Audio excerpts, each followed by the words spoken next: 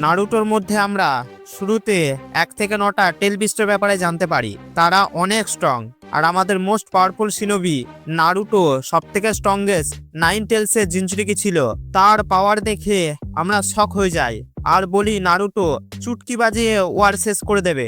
তখনই এন্ট্রি হয় 10 টেলের, যার জিনচুরিকি ছিল ওবিটান মাদ্রা, যে তাদের লিটারালি বিস্ট বানিয়ে দিয়েছিল। বাট নারুটোর মধ্যে আরেকটা টেল বিস্ট এক্সিস্ট করতো, সেটা হলো 11 টেল।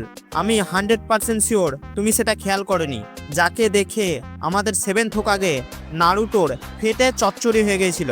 ক্লিপটা দেখো, বুঝতে পারবে।